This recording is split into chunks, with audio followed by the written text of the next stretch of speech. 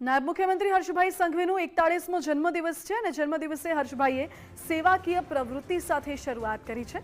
નાયબ મુખ્યમંત્રી હર્ષભાઈ સંઘવીએ જન્મદિવસ પર સંકલ્પ લીધો છે।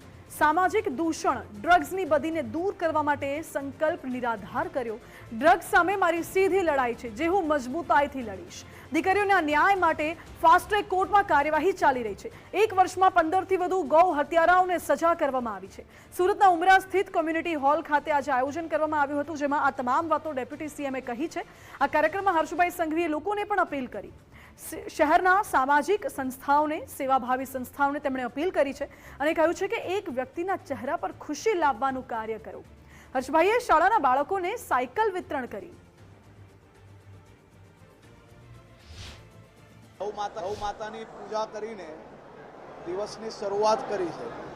ગૌ માતાની રક્ષા કરવાની જવાબદારી જે રાજ્યના નાગરિકોએ આપી છે, એ ગૌ હત્યારાઓને આ 1 વર્ષમાં 15થી વધારે ગૌ હત્યારાઓને સજા અપાવવામાં સફળતા પ્રાપ્ત થઈ છે। આવતા વર્ષે આનાથી વધુમાં વધુ ગૌ હત્યારાઓને સજા કઈ રીતે અપાય, એ જ મારા આ વર્ષનો સંકલ્પ છે। ડ્રગ્સનું દૂષણ ફેલાવનાર એક લોકોને આપ જોઈ રહ્યા છો। કાલે જ સુરત શહેર પોલીસે એક અદ્ભુત ઓપરેશન કર્યું। ગુજરાતભરમાં કાલે 8થી વધારે જગ્યા પર ઓપરેશનમાં સફળતા પ્રાપ્ત થઈ।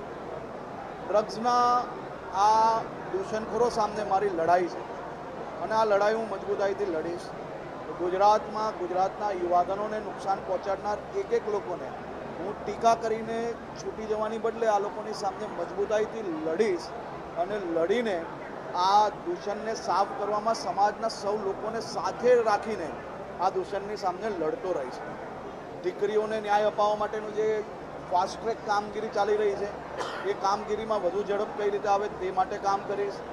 મારી જે જવાબદારી રાજ્યના નાગરિકોએ મને આપી છે, એ જવાબદારી અદા કરવા માટેનો પ્રયત્ન કરીશ।